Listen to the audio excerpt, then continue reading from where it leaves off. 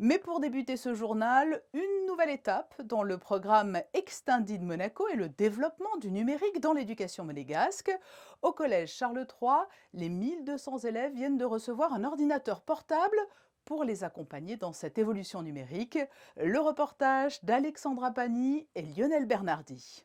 Pouvoir visiter en réalité augmentée la Rome antique, imprimer en 3D un squelette ou parcourir les allées d'un musée virtuellement, le numérique offre de nouvelles possibilités d'enseignement et c'est là l'objectif affiché d'Extended Monaco qui entre dans sa deuxième phase avec le collège numérique.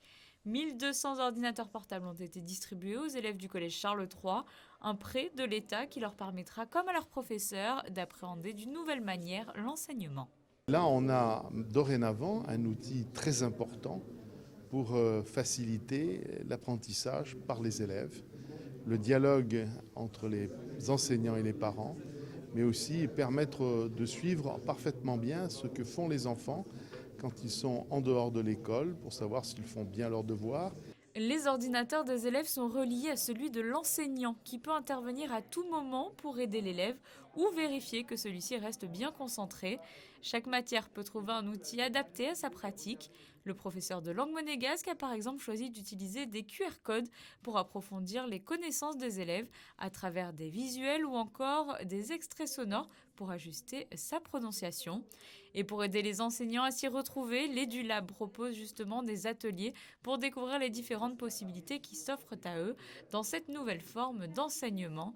Réalité virtuelle, quiz interactif, certains professeurs ont déjà bien assimilé ces nouveaux outils. Ils font le cours en classe traditionnellement, c'est-à-dire on fait un échange sur la leçon et ensuite en mathématiques très souvent on peut travailler par exemple sur des exercices interactifs où les élèves donc font leurs exercices et ont immédiatement la réponse, c'est-à-dire si on fait juste ou pas, et ils peuvent y remédier. Ça n'empêche pas qu'ils ont quand même un papier, un stylo, enfin en tout cas dans ma matière, où ils font la rédaction sur leur cahier parce que s'ils font une erreur, ils vont me demander en me montrant exactement ce qu'ils ont écrit pour voir où se trouve l'erreur.